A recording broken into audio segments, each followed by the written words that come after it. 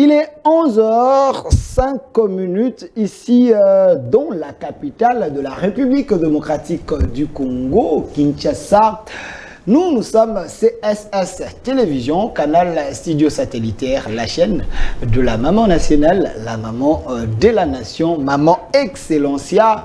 Ici, notre chaîne, le reflet de tout un peuple, on décrypte l'actualité dans cette émission Duel chaque jour, ici du lundi au vendredi à partir de 11h jusqu'à 12h30, rediffusion à 22h, une fois de plus. Nous avons fait en sorte que le casting d'aujourd'hui soit les castings voulus par vous. Sur ce plateau, je suis avec Monsieur Mathieu Takizala, DG de l'entreprise spéciale Auto Garage. Il est économiste diaspora congolais des pères et des mères. Monsieur Mathieu Takizala, soyez le bienvenu. Je remercie Charles Delphin, je remercie aussi la chaîne qui nous reçoit et toute l'équipe technique et mes compatriotes qui sont dans le plateau. On a l'habitude de jouer ensemble. Je pense que le derby d'aujourd'hui va être un derby innovatrice pour que nous puissions avancer. On n'est pas là pour le muscle physique, mais le muscle intellectuel. On en a besoin biographiquement. Merci. À côté de vous, nous avons la présence de celui qu'on appelle le fils préféré de la maman nationale, Monsieur Papi Lucaca, au cadre du PPRD. Monsieur Papi Lucaca, soyez le bienvenu. Merci infiniment. Merci. Voilà. De l'autre côté, nous avons la présence de Monsieur Mike Gardi Diana. Il est journaliste, analyste politique. Monsieur Gardi Diana, soyez le bienvenu. Merci Delphin et bonjour aux co-débatteurs et aux téléspectateurs. Voilà. À côté de vous, nous avons la présence de Monsieur Gondi Kassende, patriote congolais. Il nous vient de la diaspora, mais il aime son pays. Il veut apporter un plus pour que le Congo aille de l'avant. Monsieur Gondi Kassende, soyez le bienvenu. Merci et une fois de plus, non seulement à vous qui m'invitez, qui nous invitez, merci aussi à toute votre équipe, qu'elle soit technique, administrative, voire même politique. Voilà, l'équipe, là je vois la présence de Monsieur Philémon qui est là, Monsieur Lazika, les réalisateurs principaux, la main ingénieuse. Monsieur Lazik, ça va? À côté de vous, je vois Monsieur Sacré, côté son, régie finale, je vois Papa Freddy.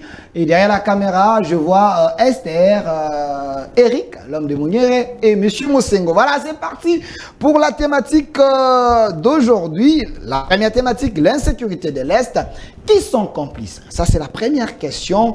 La deuxième question, l'arrestation de l'honorable Mwanga Chouchou. Est-ce une preuve? Vous êtes sans ignorer que le président de l'Assemblée nationale, Mousso, avait dit aux députés quitter les groupes armés. On a arrêté l'honorable Mwanga Chouchou avec les munitions, les armes dans ses parcelles. Il est devant la justice. On se pose des questions. Est-ce les Congolais sont complices pour tuer leurs propres frères? On va en parler. La deuxième question principale de cette émission, comment faire pour relancer notre économie et les entreprises congolaises? On en parle sur ces plateaux avec mes invités. Je préfère commencer avec Monsieur Gondi Kassende, lui qui est vrai patriote. Alors, Monsieur Gondi Kassende, la première question, qui sont l'insécurité de l'Est, qui sont complices? Pensez-vous que les Congolais eux-mêmes se trahissent et tuent leurs propres frères pour les intérêts personnels? Oui, une bonne question qui est complexe. La réponse ne peut être complexe, nécessite beaucoup de temps, mais je vais essayer de ramasser l'essentiel sur 2 ou 3 points. Donnez-moi la photo de M. Mwanga Chouchou, l'honorable. Moi, je pense que l'insécurité au pays est due d'abord, pour moi, à la responsabilité de l'État congolais. Puisque cet État a vacillé depuis 6 décennies. Okay. Bon an, mal an, avec une administration inexistante, inefficace, inefficiente.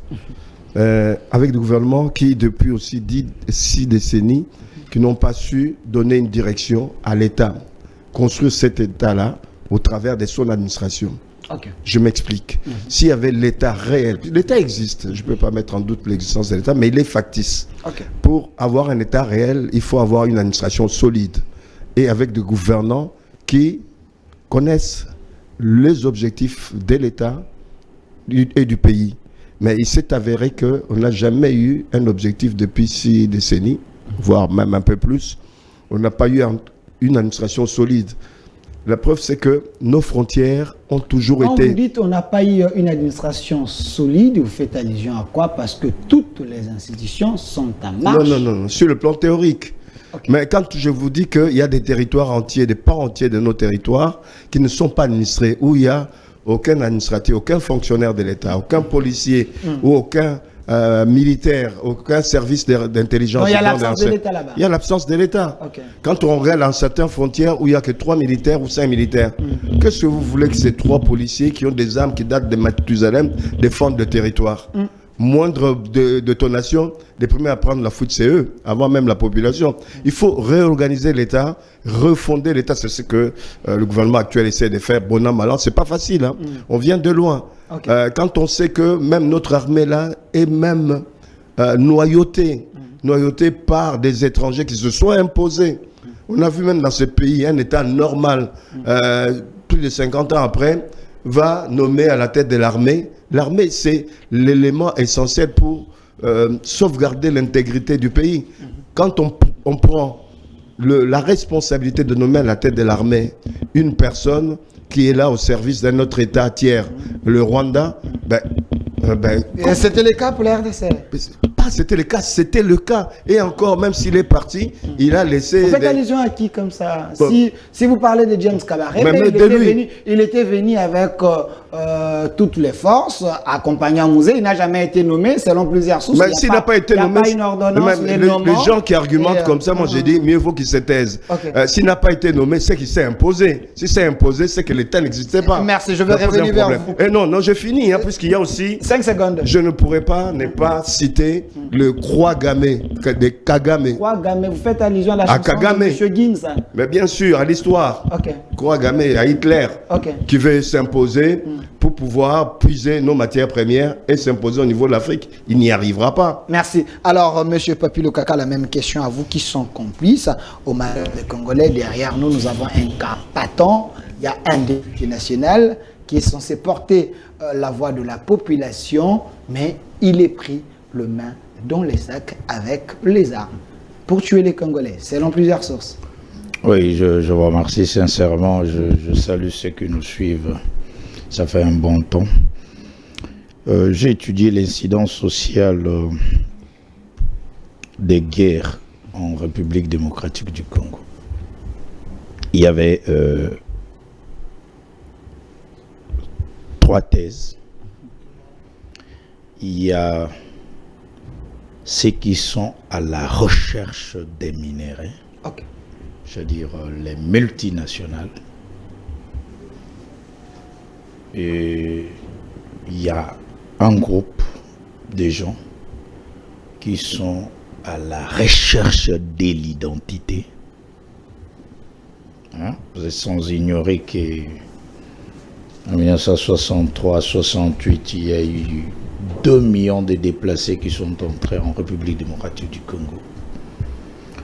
Et en 94, moi-même, j'ai vécu l'opération turquoise sous la houlette du Premier ministre, le patriarche Kengo Adondo. Et toutes ces personnes sont à la recherche de l'identité. Et puis il y a le 3e groupe qui est à la recherche de la terre. Donc il y a 3 options. Et je ne peux pas parler de ça de la guerre de l'Est. Je dis de la guerre du Congo. Vous savez, l'Ukraine est attaquée par l'Est. On ne parle pas de la guerre de l'Est et de l'Ukraine. On parle de la guerre de l'Ukraine. J'aimerais que, comme patriote, que le Congolais parle de la guerre du Congo. À l'Est, mais la guerre. On situe plutôt l'angle, là où il y a ces massacres. La guerre à l'Est, on peut en parler. Cette guerre dite de l'Est, que je parle du Congo, a l'incidence sur Yumbi. Ok. Ce qui fait que ce n'est pas l'Est, c'est l'Ouest. C'est comme ce que je dis, il faut parler de la guerre du Congo. Vous avez cité 3 catégories. Alors, dans ces 3 catégories, une des catégories stratégiques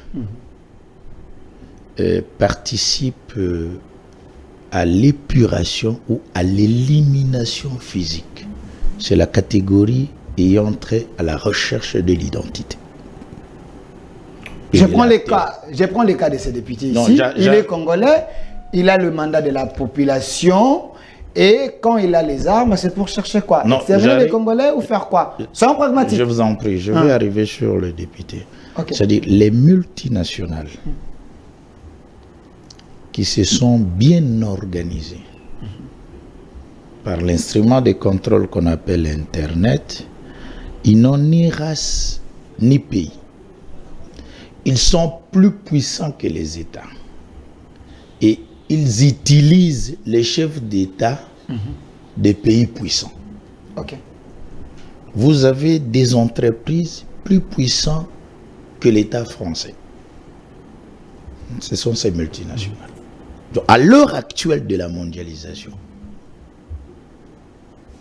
ce que nous qualifions du désordre organisé provient de ces multinationales. Ok. Ils sont à la base. C'est-à-dire, ils peuvent faire déplacer le président français. Vous pensez que c'est l'intérêt de la France, alors que c'est les intérêts des multinationales. Total, Elf, General Motors, Microsoft. Donc pour leurs intérêts, ils sont prêts à tout. Pour leurs intérêts, un chef de l'État peut être utilisé, mais pas pour son pays, parce qu'il est sorti de ce genre de lobbying. L'influence de ce monde. Alors eux, ils observent des présidents africains comme... des marionnettes. Non, comme des directeurs généraux. C'est-à-dire, ils n'ont pas de respect.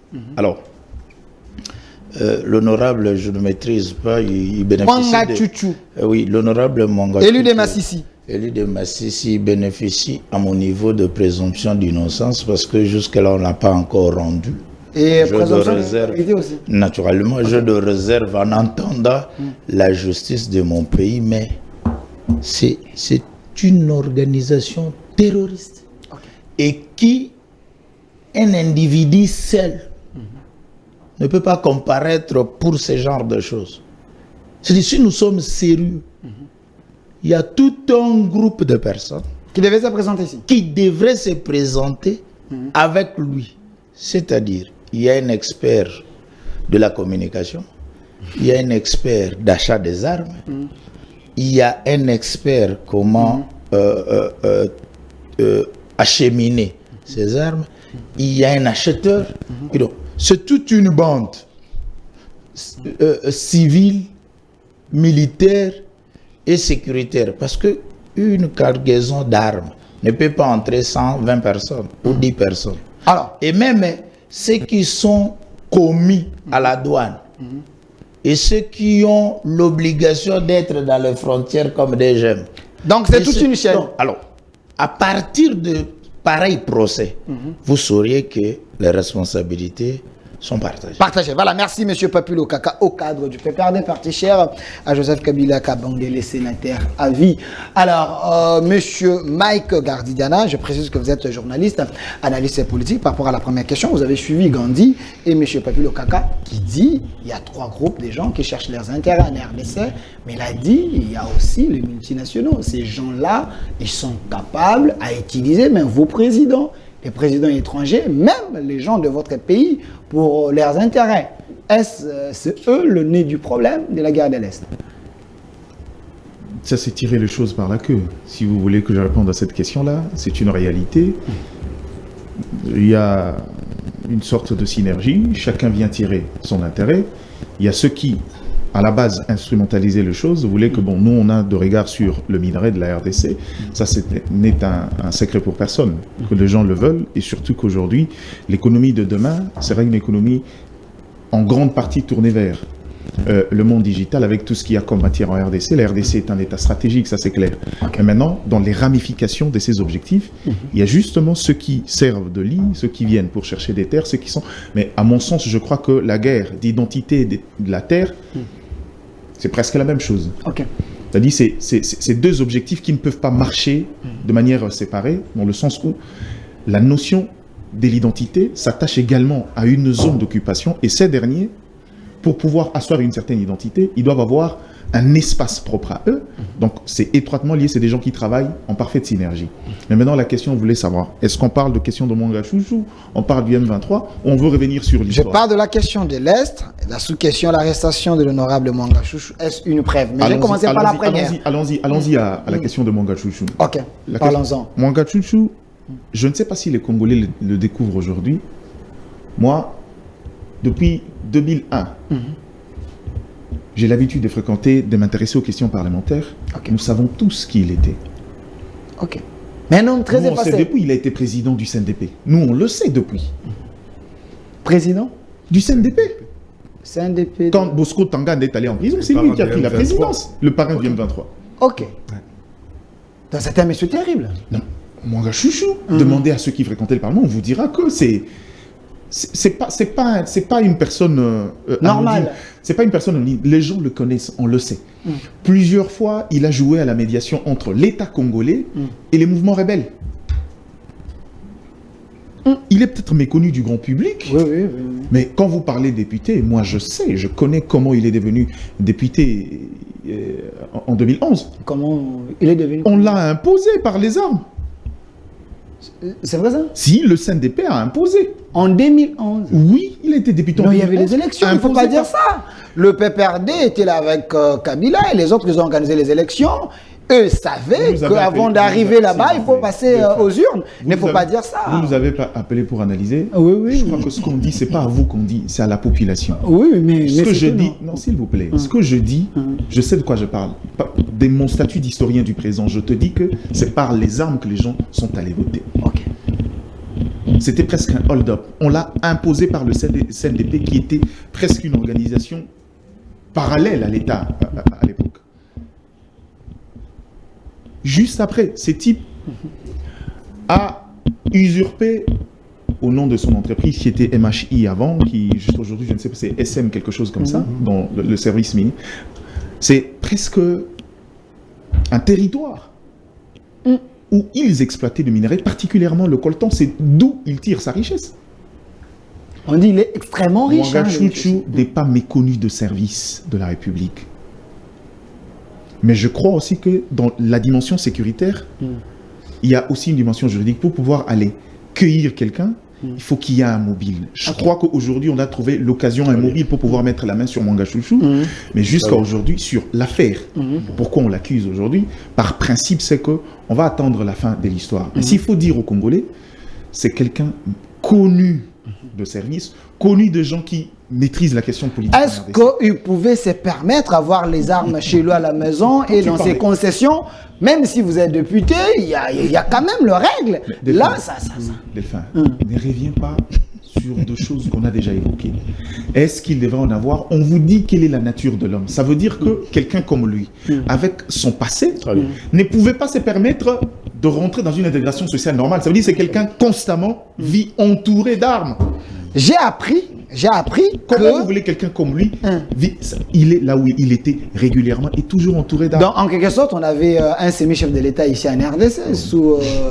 Oui, en réalité, parce que quelqu'un qui a les armes, il a des missiles chez lui. J'ai appris, ça reste à vérifier. Oui, ça reste à vérifier. J'ai appris que même sa garde rapprochée, c'était des soldats rwandais, les officiers rwandais, qui le protégeaient. Ça reste à vérifier. Mais M. Majota Kizal, parce que vous êtes chef d'entreprise, est-ce qu'il faut imposer l'insécurité dans un pays pour les intérêts personnels, même si vous êtes politique, dans les cas d'un député comme ça? Bon, vous savez, le chef d'entreprise, socialement, on a du mal de les accepter en République démocratique du Congo. Ok. On l'acquise beaucoup. Des fois à tort. C'est un secteur, si l'État n'a pas le chef d'entreprise, les États reculent aussi. C'est ça le cas de 62 ans en République démocratique du Congo. Les insécurités en République démocratique du Congo, elle n'est pas uniquement de l'ordre sécuritaire. Elle est dans plusieurs secteurs de la vie. Il y a l'insécurité alimentaire. Ok. Vous savez le nombre des enfants qui manquent quelque chose à mettre sous dents. On n'en parle pas trop, hein, apparemment. Oui. C'est aussi l'insécurité. Oui. Oui. Il y a aussi l'insécurité logement. Les maisons de fortune. Manque ou l'insécurité? Manque de logement? Mais il y a des gens qui dorment de l'étoile, même à Kinshasa ici. Si on est dans le 24 communes, ce n'est pas une insécurité. Paga Djouma aussi. Oui, mais Kaka Djouma même, ils ont une petite cage de lapin, ils rentrent à l'intérieur, mais il y en a même qui dorment dehors. C'est une insécurité. L'insécurité de déplacement, le transport. À 17h, les gens sont à pied, c'est une insécurité. Ok. Ah oui, l'insécurité de l'énergie. Ça, c'est une autre dimension. Hein. Évoluer. Ben oui, mais les insécurités sont diverses dans ce pays. Ok. Elle est multiple. Et tous ont l'origine, le problème social. Si vous voulez régler le problème sécuritaire dans un territoire, vous devez chercher à créer des couches sociales, des classes. Et le baromètre de la création des classes, c'est le travail. Le travail recule. Qu'est-ce que vous voulez? Pour que l'administration puisse avoir des moyens, il faut avoir des cotisants. Les cotisants sont travailleurs, les entreprises. Mais les cotisants, de plus en plus, l'informel nous a récupéré l'espace. C'est déjà une insécurité. Lorsqu'un commerçant a le rival, au lieu que ce soit une société dans le structurel, mais le rival, c'est l'informel. Ce n'est pas une insécurité? Quand le nombre de bougies qui se vendent à la République démocratique du Congo, au lieu que ce soit nous, les SAG, mais ce sont ce qu'on appelle bilanga. Les gens qui viennent la nuit, ils rentrent avec les tri qu'ils vendent. Ça, ce n'est pas une insécurité pour toi? Les insécurités. Donc, pour vous, l'insécurité... Les insécurités, cher Delphin, en République démocratique du Congo, est multiple. Même nous, nous sommes victimes, les commerçants. Oui, guet-apens même. Ceux qui gagnent de l'argent ici, ce n'est pas les entreprises qui sont formellement reconnues. On dit plutôt que vous, les chefs d'entreprise, à côté de vous, M. Lokaka a dit, les multinationaux, ils peuvent vous imposer des choses, même diriger vos présidents pour imposer leurs lois dans votre pays. Dans les cas, ces gens-là gagnent de manière informelle. Ils peuvent sous-traiter les gens pour tuer des Congolais. Vous, les chefs d'entreprise. Quand le poteau est vide, la balle va rentrer. Hein. Quand le poteau est vide, même un gamin de 2 ans, s'il jette comme ça, ça va rentrer. Mais du côté congolais, qui nous empêche d'avoir nos multinationales? Ça peut devenir aussi une multinationale. Une multinationale, c'est quoi? Une société qui est présente dans plusieurs territoires. Qui nous empêche? Parce qu'il faut organiser les choses en République démocratique du Congo. Ça veut dire que les entreprises comme SAG peuvent être présentes. Non, l'État congolais n'est pas sérieux. Nous devons comprendre que ce patriotisme qu'on dit tant en République démocratique du Congo, elle doit être aussi une patriotisme de la consommation. Ça veut dire que les entreprises qui est fondée aussi par des Congolais doivent trouver aussi le part de gâteau, au lieu qu'ils continuent à être ce qu'on appelle le parent pauvre du système ou le dindon de la farce collectif. C'est ça le vrai problème. Ça veut dire qu'aujourd'hui, nous, au lieu de se plaindre, 21e siècle, un État qui n'a pas de sociétés à vocation multiterritoire, c'est un État qui recule. Nous devons construire aussi le hub congolais capable d'être multiterritoire. Parce que les échanges du Congo entre 60 jusqu'aujourd'hui en 2023, qu'est-ce qui s'est passé? Uniquement les échanges l'ordre politico-administratif. Il n'y a pas d'échanges entre les entreprises de la République démocratique du Congo et les autres entreprises à travers le monde. C'est ça le vrai problème. C'est un élément majeur. Où il n'y a pas assez.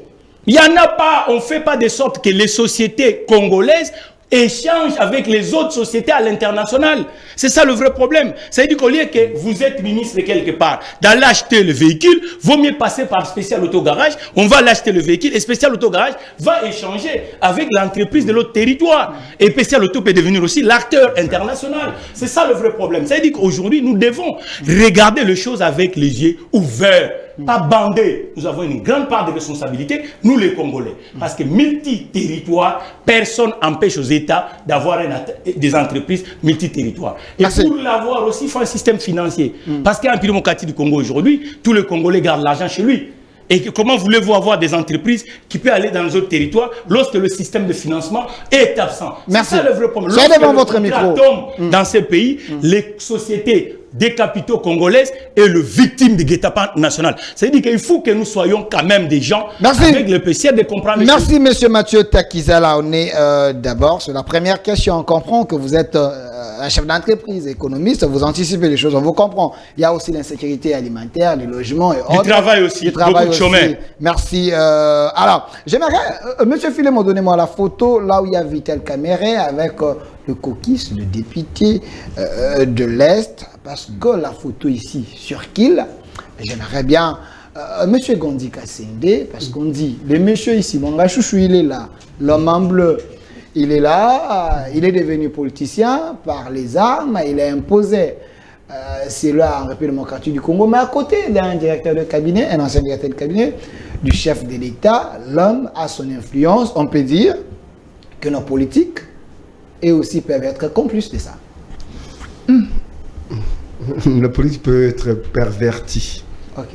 Dans ce sens où la mafia n'existe pas qu'en C'est Italie. tirer des gens le verre du nez, sincèrement. Je fais que poser la question. La mafia, je le disais, n'existe pas qu'en Italie. Ok. Tu sais, en politique aussi, il y a la mafia. Il y a mafia, surtout ici au Congo, où l'État était déstructuré depuis plusieurs décennies, où l'État n'existe pas, où les services d'intelligence ne jouent pas leur rôle, où même la représentation de la population, du peuple, ne joue pas son rôle.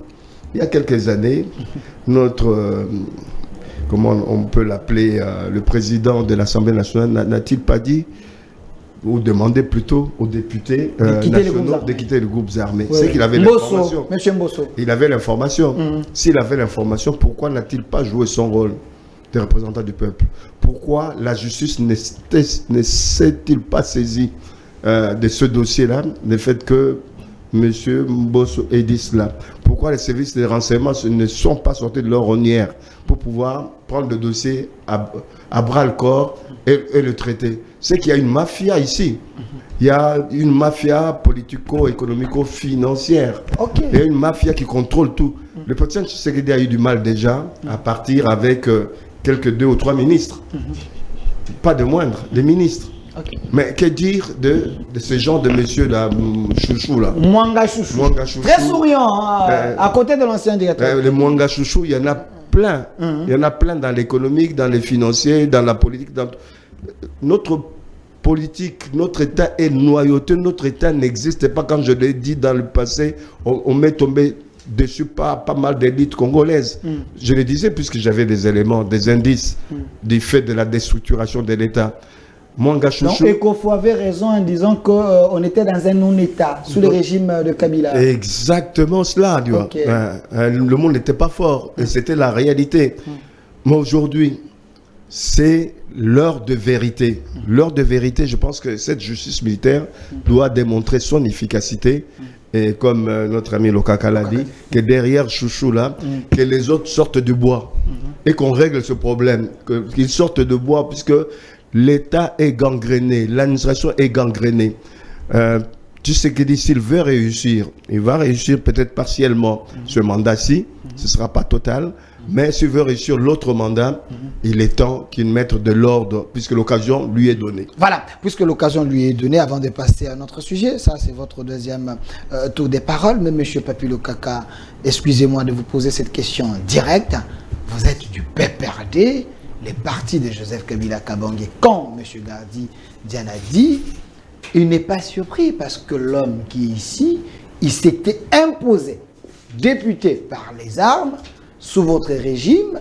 Les messieurs ici semblaient également avoir son armée, les armes avec lui parce qu'il ne pouvait pas vivre comme une personne normale. Vous avez accepté d'avoir de telles personnes sous votre régime, alors vous gérez avec qui? Oui, je vous remercie. Je salue l'analyse de Diane. C'est pertinent. Vous savez, ça fait 10 ans que je parlais de M. Gandhi aussi avec lui.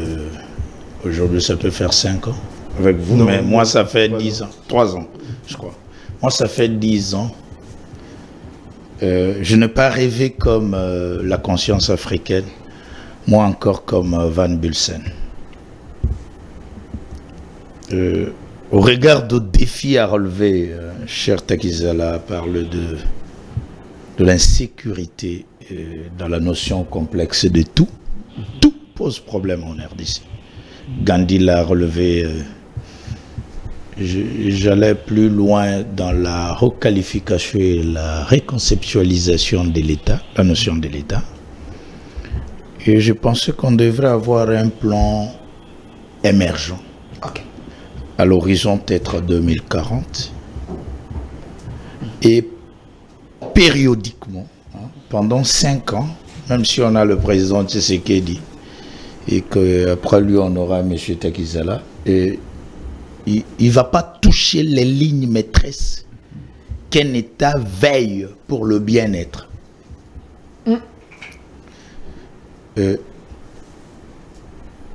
Pour ne pas prendre votre question, ce paradoxe dans notre pays, vous avez quelqu'un qui est ministre du gouvernement central, il gère un département avec ses collègues et puis il se retrouve à côté du chef de l'État pour dire qu'il est en insécurité. C'est paradoxe. En même temps, il est gestionnaire de l'État. Il dit, conformément à ma communauté, je suis en insécurité. Je ne sais pas si nous suivons ça aussi. Tu te poses la question, est-ce que tu as un problème de nerfs? Et ils sont là, ils se disent, ils sont en insécurité, mais ils gèrent un département d'État. Pourquoi? Parce que si on avait un plan, mon pays semble ignorer. Et mon pays, le Congo, de Kimpavita, de Kimbangu, de Mbombiyanda, passe par le tâtonnement au niveau institutionnel. C'est-à-dire, pendant 60 ans, nous faisons la même chose. Sous la conduite de son Excellence, Monsieur le Président, le gouvernement, mon frère Mouya, il était comme Lambert Mendossi avait relayé. Donc, la même chose. Parce que mon pays ne passe pas par des bases. Les gens sérieux pensent que il faut identifier les gens. C'est comme ça qu'on va citer Mwanda Chouchou.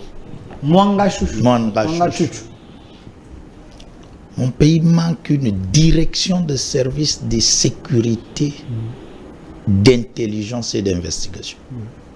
Mon pays a une agence et un conseil. Cette direction, que les Américains appellent le centre de sécurité, va avoir des fichiers. Tu vas demander à Cher Takizala, c'est le fils de qui? Il est né où? Il a fait ses études où? Vous avez le fichier. S'il est parti en France, c'était en quelle année? Et il est rentré quand? Il a fait combien d'enfants en France? Et qui sont ces enfants? Ils ont étudié où? C'est-à-dire, mon pays ne veut pas formaliser les choses. Alors c'est fait à dessein, je vous relance. S'il vous plaît, c'est fait à dessein. S'il vous plaît, monsieur Lokaka, c'est fait à dessein, je vous relance. Voilà pourquoi on vous taxe, vous, l'ancien régime, d'avoir détruit cette administration pour permettre c'est comme ça que ces gens ici aient leur place au Congo. Ça, c'est une question directe. Diane, Diane t'a dit quelque chose. Vous nous avez invités pour réfléchir. Oui, on réfléchit. Okay. Moi, je suis penseur libre. Okay. Je fais partie de la pensée libre. Et ceux qui nous suivent, ils connaissent qu'est-ce que nous sommes en train de dire. Okay. J'ai dit, ça fait 10 ans que mon pays, s'il faut qualifier d'un virus de la somnolence, je parle clair, et je me fais attendre, que ne veut pas mettre un plan pour identifier, c'est-à-dire une maison qui veut l'émergence ou relever, savent compter les enfants. C'est-à-dire, j'ai 15 enfants, je vais acheter 15 pains le matin. Jusque-là, mon pays, jusque-là. Le recensement daté de 1982 avec le professeur 82, le recensement administratif avec le professeur Vundo. Jusqu'à présent, ce qu'on appelait de Jésus Motango Moabato, mon pays ne s'engage pas à compter ou à identifier son peuple. C'est pour quelle analyse? C'est combien de logements parce qu'on ne se connaît pas? On aura combien d'écoles? Ok. On n'a pas de statistiques. C'est-à-dire, il va faire des probabilités. Quelqu'un va te citer l'Institut des statistiques, à peu près. C'est-à-dire, il réfléchit avec son ordinateur, il met les courbes et les histogrammes de fréquences, et puis il donne l'analyse. Le tâtonnement. C'est comme ça que je dis. Le caractère sérieux. Dans l'identification, il y aura projection. Il y a à long terme, à court terme. Dans 10 ans, on peut avoir l'émergence. Et là, on réunit les scientifiques. Parce qu'avec la science et technologie, On étudie toutes les questions fondamentales, comme l'a dit Takizala. L'économie. L'économie de mon pays est entre les mains des étrangers. C'est pas mauvais, mais dans quel secteur? Le secteur des banques. Aucun Congolais a investi dans le secteur des banques. Ce qui fait que les Congolais n'auront pas de crédit. C'est seulement les étrangers qui auront des crédits avec leurs banques. Alors, les secteur par secteur. Et puis, il va faire une projection. 5 secondes. Alors, ce que vous avez demandé sous le président Kabila, c'est clair, mon frère Delphin. Qu'est-ce qui est clair? Vous avez... On va laisser quelqu'un vivre avec les armes, ça c'est clair? Paix à son âme, M. Laurent Désiré Kabila, le président Joseph Kabila, président honoraire et sénateur à vie de la République démocratique du Congo, accède au pouvoir dans des circonstances que personne ne pouvait penser. En accédant au pouvoir, le pays est divisé. Donc, on a pratiquement 3 pays, entre guillemets. C'est-à-dire, vous avez une bande, à l'époque, le mot c'était terroriste organisé par le MLC, au nord de l'Équateur, la province orientale, et puis une autre bande par le RCD, à l'est, qui s'est multiplié par RCD KML, de mon cher Gelumba, là, dont vous trouvez le CNDP. Hein, c'est de là.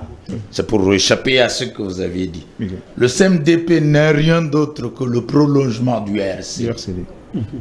Et là, le président Kabila n'est pas membre là. Et il accède au nom de la République. La partie auquel il occupait avait une connotation gouvernementale. Et au nom de la République, parce qu'il ne s'agissait pas de son pays, les Congolais se sont décidés de réunir le pays. C'est Hassan City. Et là, en réunissant le pays, ce qui était Kadogo, personne à cet âge-là était général. Et à ce moment-là, on devrait intégrer les forces armées au nom de la République. Et là, la frange gouvernementale ne peut rien faire. Mais la plupart des généraux et colonels haut gradés se retrouvaient dans les 2 branches. Okay. URCD, RCD, KML, prolongement, CNDP et MLC. Et comme conséquence, dans la réunification, les officiers sont intégrés dans l'armée de la République. Ça, c'est un cas où, quand vous parlez de l'infiltration de l'armée, voici comment l'infiltration est arrivée dans l'armée, parce que les 2 branches avaient une connotation des infiltrés qui sont venus à un mixage et brassage. Merci monsieur Papilo Kaka, je vous ai laissé suffisamment de temps parce que il fallait qu'on vous écoute, mais monsieur Mike Gardidiana, parce que la question elle est là, l'insécurité de l'Est, qui sont complices. L'arrestation de l'honorable Mwanga Chouchou, est une preuve? Monsieur Lukaka vient de dire que l'ancien président Joseph Kabila, il a accédé dans le pouvoir, dans les conditions que nous connaissons. C'était la porte de l'insécurité totale en RDC parce qu'au nom de la réunification, au nom de la paix, il était obligé d'accepter d'autres forces co-gérer avec lui. Et aujourd'hui, on n'a pas le choix, il faut les accepter comme ça. Accepter cette insécurité. Non mais, vous tombez dans le fatalisme. C'est une question directe. Non mais c'est du fatalisme ça. Okay. L'insécurité totale, je ne pense pas que ce soit la porte. La porte est arrivée bien avant cela. Mais ça aussi également faisait partie justement d'une faiblesse dans l'option levée, dans la gestion de ces conflits-là. C'est vrai, au-delà de l'intention de pouvoir réunifier, parce que c'était ça l'intérêt général, mais il faut reconnaître qu'il y a eu des erreurs dans les accords tels que définis avec ces protagonistes. On veut pas, faut pas se dérober de ça. De quel accord? Soyez clair, de l'Émirat, du M23, parce qu'il y a plusieurs accords. L'accord qui a fait que Jean-Pierre, qui est le 1+4 dans ces pays. Ok. Un accord à problème. mais prenez pas au mot, on risque de perdre l'idée. Continuez. L'essentiel est qu'aujourd'hui, sur la question de la guerre de l'Est, vous posez la question, est-ce que l'arrestation de Bonga Chuchu est une preuve? C'est l'une des preuves de l'infiltration. Ce qui arrive à Bonga Chuchu, ce sont des éléments quand vous arrivez dans les officines politiques et diplomatiques, les différents rapports de manière détaillée existent. En gros, la difficulté n'est pas à ces niveaux-là. Ok. La difficulté, c'est quelle option on lève maintenant pour pouvoir faire face à la guerre de l'Est. Je vous donne un exemple. On est revenu ici sur la question de l'histoire. Ok. Il dit qu'il y a plusieurs ramifications dans les intérêts derrière cette guerre. Maintenant, le problème, c'est qu'en tant qu'État, comment faire pour pouvoir gérer ces trois orientations qui sont à des degrés très élevés. Jusqu'à aujourd'hui, s'il faut dire vrai, dans la bataille de lobbying, la question de la guerre de l'Est a évolué. Le monde aujourd'hui entend ça différemment. Il y a un autre son. Autrefois, on parlait presque pas. Autrefois, on était presque récoquevillés en nous. Aujourd'hui, le monde entier. On a fait un effort que cette question-là prenne place dans les débats au niveau international, aux côtés peut-être de la guerre de l'Ukraine qui a beaucoup plus de voix que nous. Ça, c'est une autre chose. Mais maintenant, le problème, c'est que la réalité, Kinshasa, ayant étudié les différentes stratégies mises en place depuis le commencement de cette guerre jusqu'à aujourd'hui, qui conduisaient inéluctablement vers des compromis. Kinshasa a dit, bon, on a fait beaucoup de compromis et qu'on n'a pas trouvé gain de cause. Aujourd'hui, on ne veut plus se retrouver autour d'une table avec ces groupes armés, derrière qui se cache justement le vrai tireur de ficelle. Mais c'est vrai, c'est une bonne posture. On ne veut pas négocier. Mais maintenant, que faisons-nous pour pouvoir, non pas rester faire du statu quo, mais résoudre le problème de l'insécurité? L'alternative. Parce que les gens qui nous contraignent à négocier depuis 2 années, il faut reconnaître, ils ont quand même eu une force de contrainte sur nous. Dans l'infiltration et autre chose, ils ont un lobby, ils ont engagé une dynamique internationale qui fait en sorte que, c'est d'ailleurs dans cette dynamique, je vais ouvrir une parenthèse, qui fait qu'aujourd'hui, même quand on va le vouloir, la thèse qu'ils servent justement au monde, c'est que le Congo n'est pas prêt à réouvrir un débat sur la question de l'identité maintenant. Ça créerait une forme d'implosion sociale. Ils se servent de cette thèse-là pour empêcher juste. Or, le Congo doit inévitablement aller vers ces dynamiques d'abord d'identifier. Ça peut paraître anodin, mais l'identification de la population est, à mon sens, le premier élément de la sécurité. C'est vrai ça? Mais est-ce que l'option choisie maintenant va le favoriser? Je dis non. S'il faut faire l'identification de la manière de l'enrôlement, on aura loupé notre coche. Ça veut dire qu'on met des centres bureaux où chacun, de manière délibérée, vient se faire identifier. On aura perdu. Il faut le faire Ça ne autrement. permettra même pas au service d'intelligence de pouvoir vérifier convenablement si les gens qui arrivent là ont vraiment cette identité nationale. Parce que la plupart, c'est des gens qui se sont infiltrés dans la masse. Certains ont pris même... Ils ont même changé de nom. Certains ont même pris... se sont greffés dans des arbres généalogiques qui ne sont pas les leurs. Il y en a plein. Donc, en gros, cette méthode-là aussi risque de ne pas apporter quelque chose dans la dimension sécuritaire. Et il faut qu'on le revoie. Donc, en gros, aujourd'hui, le Congo maintenant doit dire... J'ai l'impression que Kinshasa a levé l'option militaire. Si on a levé l'option militaire, à mon sens, c'est le dernier cartouche. Il faudra qu'on aille jusqu'au bout. Et je crois que Kinshasa prend suffisamment du temps parce que Kinshasa sait. Sur la question des intérêts de ceux qui viennent pour la terre, avec les armes, on peut résoudre ces problèmes-là. Mais sur ceux qui viennent pour des intérêts d'ordre économique et identitaire, comment on fait? On passerait pour quel genre d'État voyou qui ira pour aller exterminer une communauté? Ça dit que ça peut pas se résoudre. Ce qui n'est pas une bonne option. Ça peut pas se résoudre par les armes. Ça, il faut une autre approche. Je crois que dans le gros maintenant, Kinshasa, est-ce qu'ils réfléchissent? Je leur accorde le bénéfice du doute, mais je crois que la posture qu'ils ont prise aujourd'hui de pouvoir ne plus négocier, c'est bien bon. Mais maintenant, il faut faire évoluer les choses parce que qui n'avance recule. Il faut faire évoluer les choses, mais M. Takizal a soulevé quelque chose ici quand il dit le poteau est vide sur le plan économique.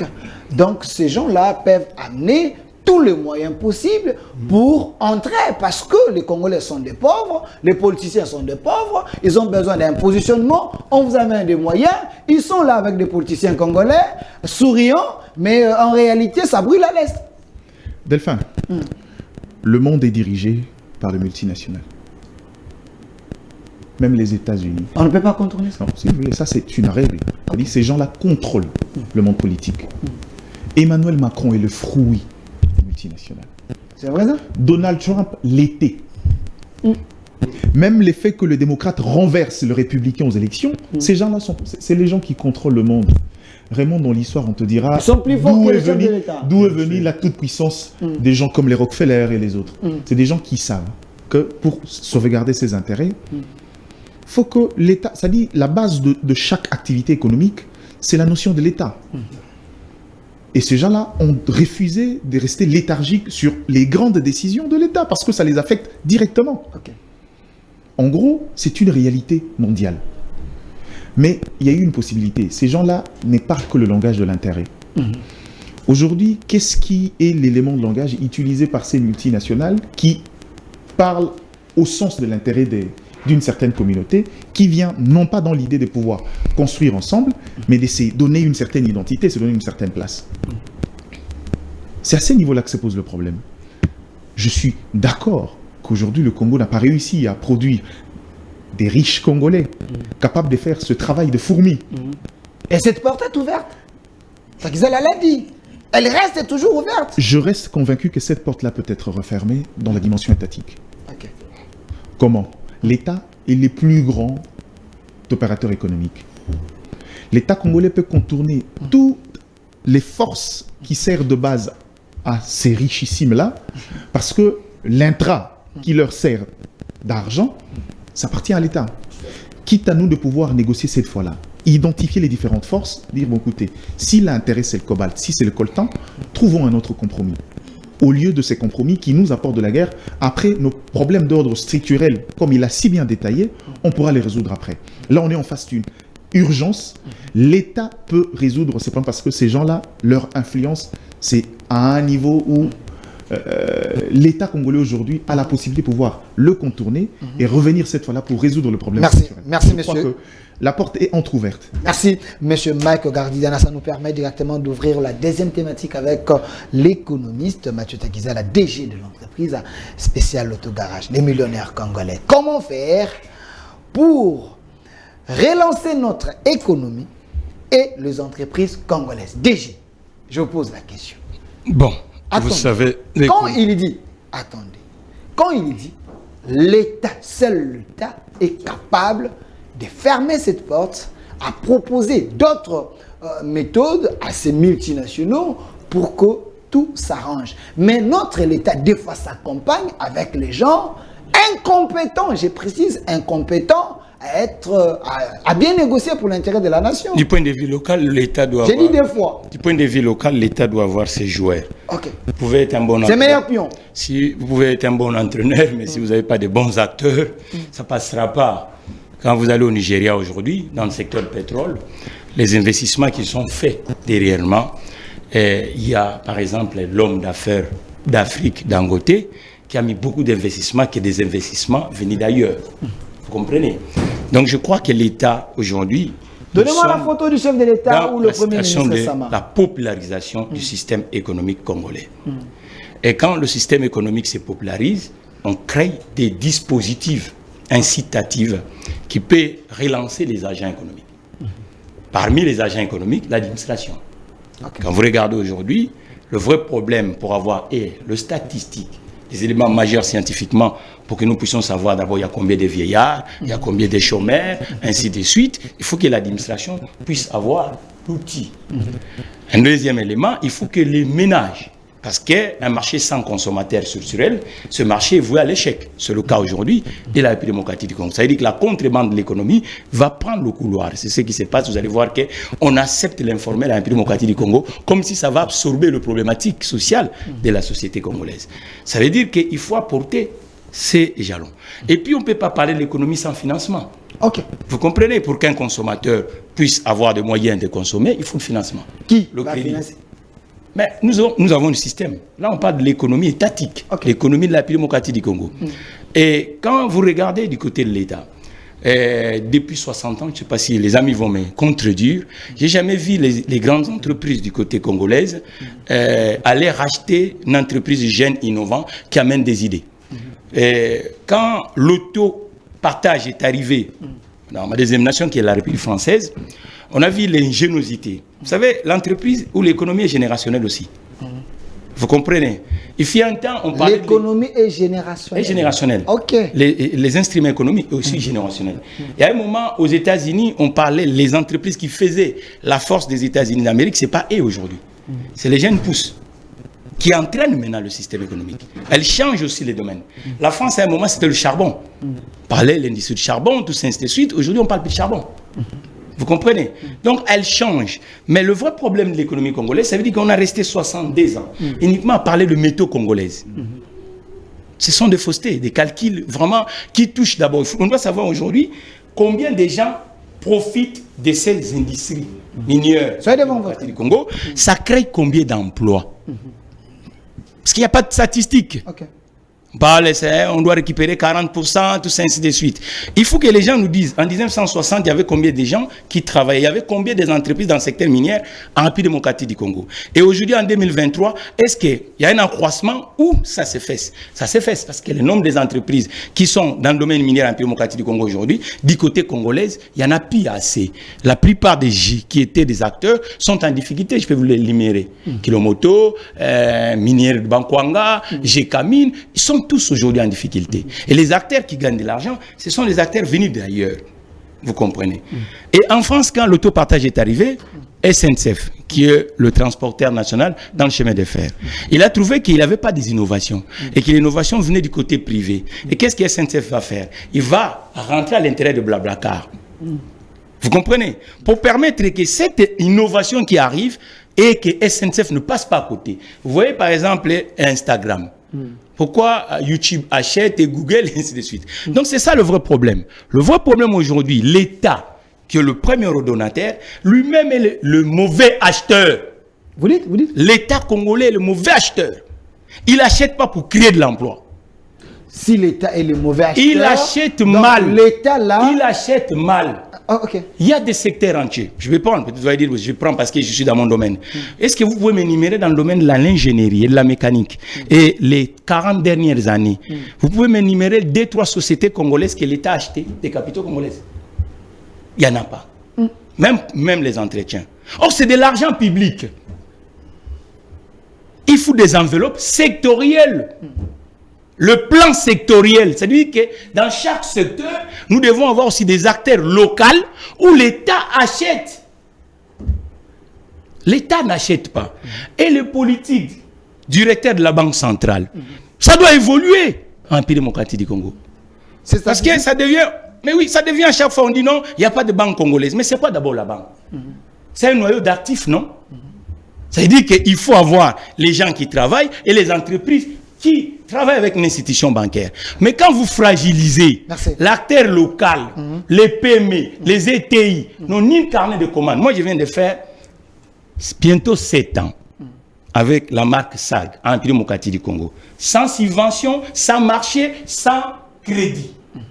Et dites-moi, il y a des milliers d'entrepreneurs du côté congolais qui sont dans mon cas. Mais l'État va avancer comment? Merci. Je vais revenir vers vous. Je crois qu'aujourd'hui, il faut que... Moi, j'appelle ça le conférence sociale. Okay. Il faut que les acteurs se réunissent. Pas les acteurs sur papier. Les gens qui ont un modèle économique. Les vrais acteurs du Congo. Et qu'on puisse quand même faire de sorte que ce n'est pas normal. Lorsque les dirigeants du côté congolais se déplacent, c'est rare de trouver les hommes économiques ou les acteurs économiques de la République démocratique du Congo. Avec on est ennemi à quoi? S'il vous plaît. Donc, on accepte l'informel et ceux qui créent de la valeur, on ne veut même pas les consulter. C'est pas sérieux. Merci, M. Mathieu Takizala. Je vais revenir vers vous, M. Gondi Kassende. Vous avez habité en France. Donc, nous voulons que les choses changent. La deuxième question, elle est tellement pertinente. Comment faire pour relancer notre économie? Déjà donné quelques stratégies ici. Et les entreprises publiques. Est-ce l'État est incapable de s'imposer ou d'imposer une vision économique et un programme pour relancer les entreprises congolaises? Belle question. On est dans un pays de controverse. Okay. Si je vous dis d'emblée, on est dans un pays qui est sur les rails, sur le plan économique. Beaucoup vont me rigoler au nez en me disant comment est-ce que le pays peut être sur les rails et prendre le bon cheminement et que le citoyen lambda a du mal à tenir le bout du mois. a du mal à acheter les céréales, a du mal à acheter, etc. On va me rigoler au nez. Mais c'est un pays qui est en bonne voie sur le plan des structures, sur le plan des indicateurs économiques. Si je vous dis aujourd'hui que la balance de paiement de notre République est excédentaire à notre faveur, à savoir ce que nous achetons et ce que nous vendons. On est du bon côté. Si je vous dis aujourd'hui d'autres indicateurs comme le budget, comme les réserves, comme le PIB, tout est plus ou moins au vert puisqu'il y a une bonne évolution. C'est des bons augures.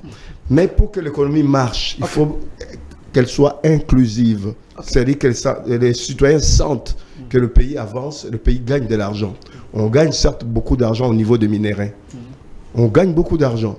Mais le problème, c'est que c'est minime.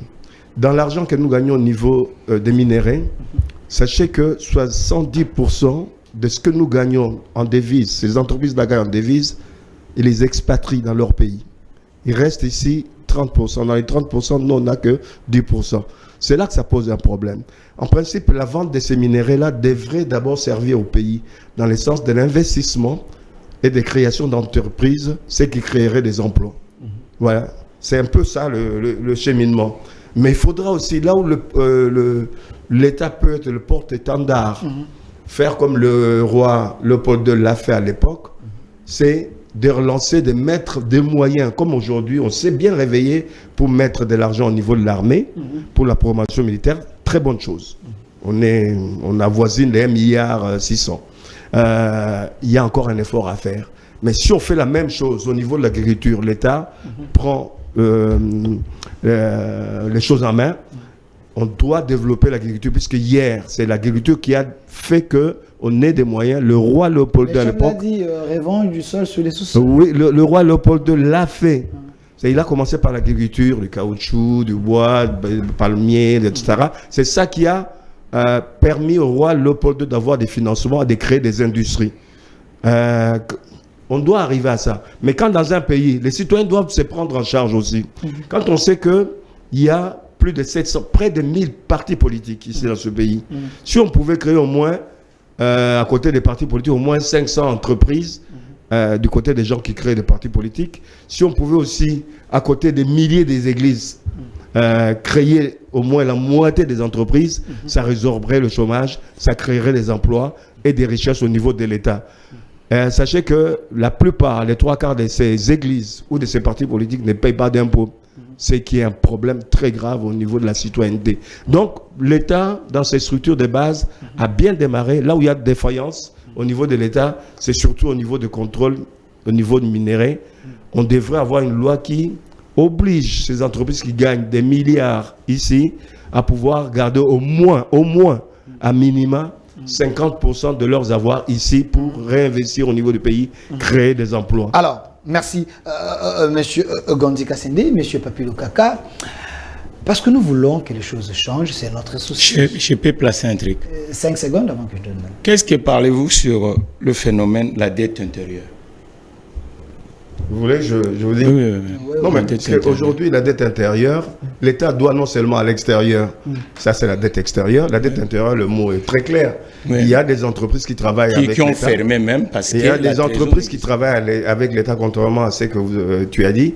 Il y a des entreprises qui travaillent avec l'État, mais le problème c'est qu'il n'y a pas une bonne politique réelle de pouvoir soutenir ces entreprises. C'est bien de demander leurs services, mais c'est encore mieux de pouvoir payer les ardoises. Notre ministère des Finances et des Budgets, nos deux ministères-là, brillent par ce genre de comportement qui est néfaste, qui est handicapant, qui ne favorise pas le développement de nos entreprises au niveau intérieur. Donc l'État est responsable. Mais l'absence d'avoir de chiffres des entreprises qui se créent là, en République démocratique du Congo, et qui se ferment. Parce que les entreprises, il y en a, mais qui n'ont pas de travail. L'absence, c'est le fait, je vous l'ai dit dès le départ, l'inexistence d'une administration efficiente, efficace, qui puisse faire les choses normalement, en ayant des statistiques, et en suivant réellement le fonctionnement, non seulement des entreprises, mais aussi des individus. Merci. Monsieur Papilou Kaka, parce que le souci est là, que le Congo se relève. que le Congo ait sa fierté sur le plan de l'Afrique et du monde. Mais il y a un problème. Le Congo peut offrir mieux que d'autres pays. Est-ce qu'il y a un problème de négociateurs? Il y a un problème de la vision. Il y a un problème de leadership. Parce que nous avons tout ce que le monde cherche. Est-ce qu'on peut avoir un problème économique? Est-ce qu'on peut manquer les entreprises? Parce que nous avons tout ici en RDC. Je vous remercie. Le Congo a un problème de l'ordre. Ok. Hein, c'est-à-dire le sérieux dans l'ordre. Le respect de la division du travail. Hein?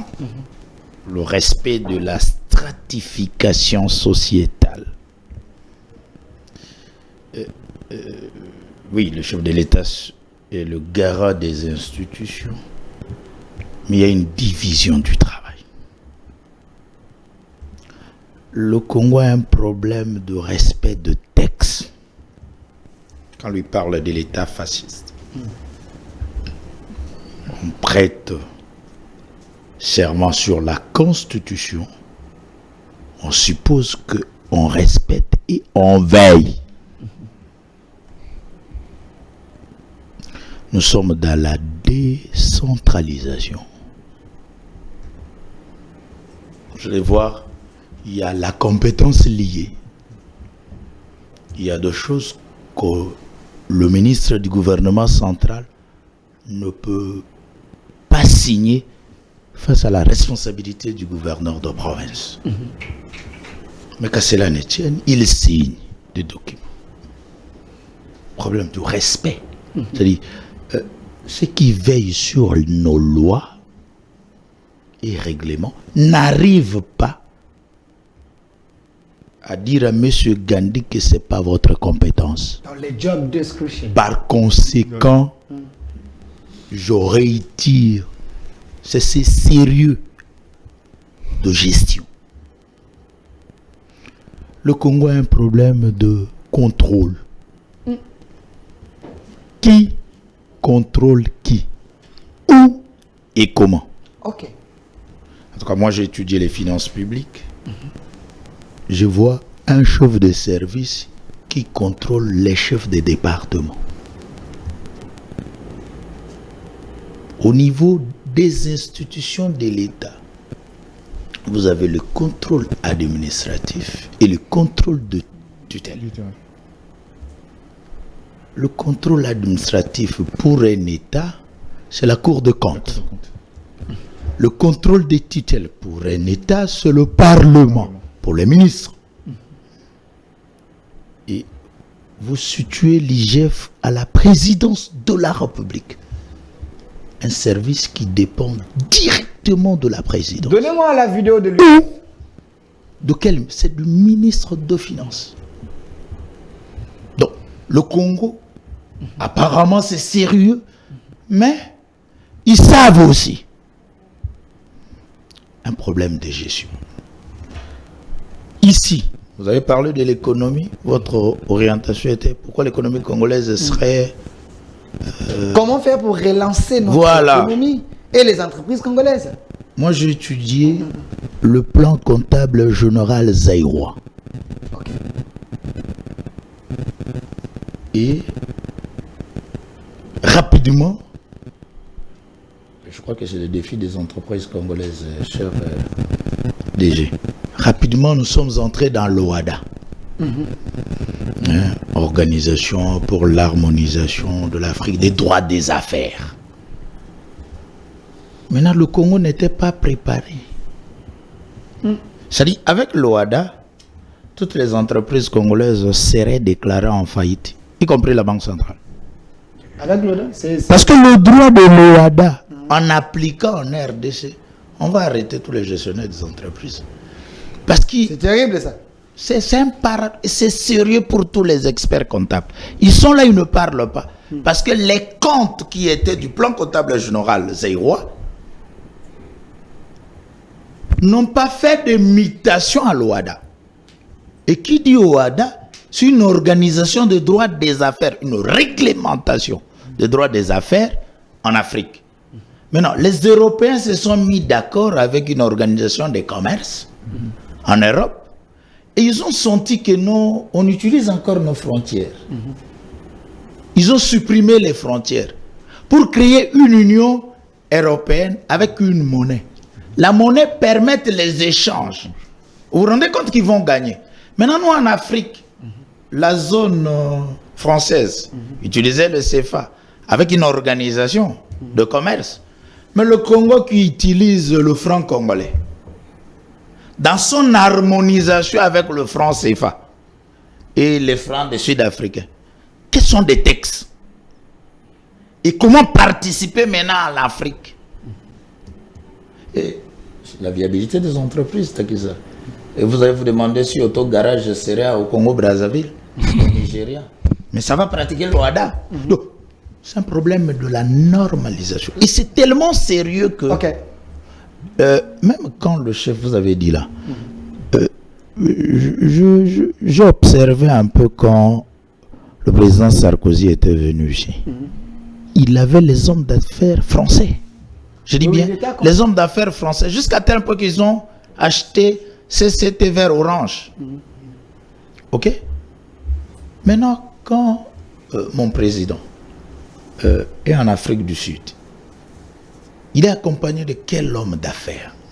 Parce que pas les hommes d'affaires qui sont devenus bureaucrates. Vous vous rendez compte qu'il y a un groupe là, dans ce caste-là, qui sont administratifs que commerçants. Je m'excuse. Ils sont administratifs dans les affaires que commerçants. Mais non. Je peux aller pour que vous ayez à comprendre. 5 secondes, parce que là, M. Diana doit parler. Tu peux penser que quand nous n'avons pas un palais présidentiel, parce que le sérieux commence que la République, dite de 2 millions de kilomètres, doit avoir un endroit connu de décision. Quand nous manquons l'Assemblée nationale, le siège là, c'est pour le ministère de la Culture. On a mis ça pour Wenge Musica, BCBG Mokilimo Bimba 4x4 tout terrain et les autres. Le palais là, du peuple là, c'est pas le palais pour le Parlement. C'est pour le ministère de la Culture, d'où les Fébé Tamavawana. C'est ça la logique. Mais personne ne pense bâtir un Parlement. Et quand déjà on manque un Parlement, pas le palais du peuple. Mais non, ça devient compliqué. Non, c'est sérieux. C'est-à-dire, il y a des fondamentaux. Imaginez-vous que nous n'avons pas un palais présidentiel. C'est ressuscité. Attends, on construit on fait. Mais on n'a pas de palais parce qu'on mesure le palais de l'Angola est premier par rapport au palais de l'Afrique du Sud. Attends, maintenant, on n'en a pas. On n'a pas encore un château. Vous étiez en Europe, les sénateurs français, c'est là où ils jouent. Mais ça peut être aussi un instrument qui va relancer les entrepreneurs. Oui, mais c'est comme ça. Parce et que puis enfin, Vladimir Poutine est arrivé au pouvoir, la plupart des milliardaires riches, c'est autour des rénovations du palais présidentiel. Merci. Je vais arriver à quelque chose. Il faut que l'État, c'est pour ça que je dis que l'État achète mal. L'État doit acheter en créant l'emploi et en créant des acteurs. Merci, je vais revenir vers vous. 5 secondes. Je vais faire quelque chose qui... 5 secondes. Qui me dérange naturellement, mais je n'aime pas parler ça à la télé parce que ça prend... Il y a un réseau des militaires et des autres pour le bien des autres, utilisé par les étrangers. Mais j'étais en Chine en train d'observer des constructions de l'État chinois. Ils bâtissent des villes et des immeubles. Et par curiosité, je demande, l'ingénieur et les maçons qui sont là-bas sont japonais. Je demandais comme ça. Et puis le chinois me dit, je vais me fâcher. Nous, voir japonais bâtir l'édifice de gestion, de contrôle de mon pays. Alors je m'arrête là. Pour bâtir l'édifice public, il faut un architecte étranger. Ça dit tout. Je vais revenir vers vous. Messieurs, Mike Dardy, Diana, est-ce qu'il faut rester plaintif? On doit avoir une politique économique. Nous avons assez les dirigeants qui nous plombent avec des visions, des programmes et autres, les députés qui nous disent des choses. Mais apparemment, rien ne change. Une fois au pouvoir, c'est la même musique, la même chose. Qu'est-ce qu'il faut faire pour aller de l'avant? Le Congo atteint une dimension d'indécision entre la paix sociale et le réforme. Ok. Entre La paix sociale et le réforme. Qui dit réforme veut dire faut à un certain moment un fouet, de remettre de l'ordre. Ça va forcément faire grincer dedans, mais il faudra que l'État soit à même d'accepter qu'il y ait des grogne et autres pour que finalement on lui donne raison par la suite. On parle de problèmes. Bon, il y a eu beaucoup d'analyses sur le plateau, mais rentrons dans le fondamental. C'est que quels sont les problèmes de la République? Sont-ils de problèmes identifiés? Je réponds oui. Parce que dans ces pays, il existe un PNSD, un programme national social de développement, où l'État congolais a déboursé de l'argent pour envoyer des gens partout dans le monde, voir qu'est-ce qu'ils ont fait de leur intelligence pour venir produire l'intelligence congolaise. Mais à quel niveau se situe la difficulté de la RDC? J'ai l'habitude de le dire, je vais le répéter. Le Congo est à l'image de sa population, la plus petite population, reflète l'image de la République. Comment vous voulez que l'État résolve des problèmes aussi pertinents évoqués ici, quand l'État n'a jamais pensé à se doter d'un capital productif? Ok. L'État n'a jamais... C'est jamais doté d'un capital productif. Vous avez interrogé les archives, vous avez vérifié? Ça, c'est pas une question que vous devrez me poser. C'est ce qui justifie d'ailleurs le fait que vous m'invitez. Ok. En gros, pour pouvoir aller dans ces politiques, le Congo, j'ai l'habitude de le dire, à cause des mauvaises politiques appliquées depuis, on a passé les temps à regarder à ce qui était superflu, à regarder l'essentiel. On a atteint un niveau où il y a un cumul de problèmes.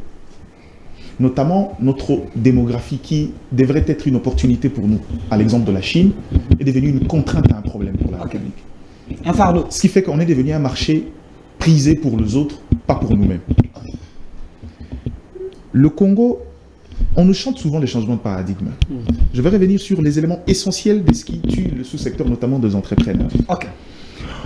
Les banques commerciales existent, même si ce sont des banques, pour la plupart avec des intérêts d'ordre étranger. Mais il y a une difficulté, c'est que le Congo a un taux de remboursement de dette, même si vous venez chez votre propre frère congolais, je ne vous donne pas.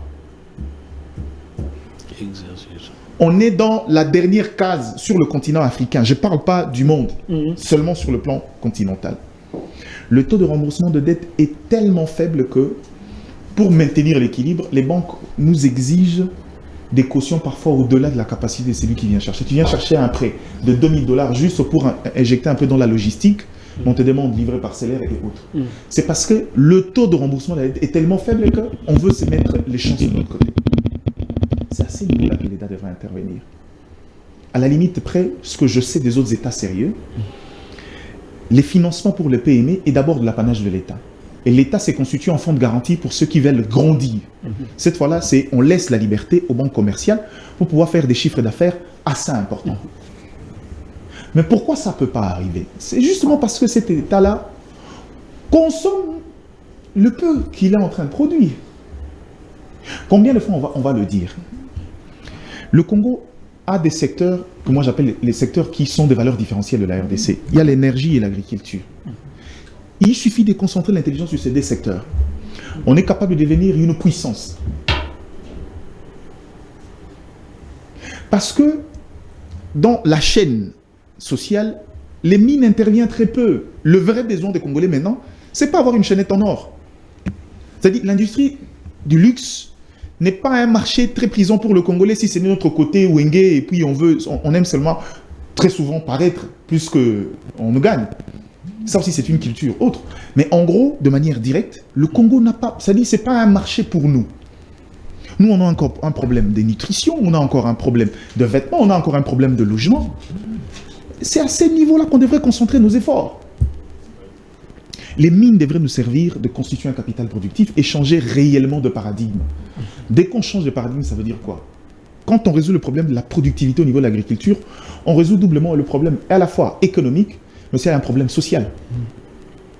La preuve que jusqu'à aujourd'hui à Kinshasa, les gens qui nous nourrissent au quotidien, ce sont ces mamans-là qui sont dans l'informel.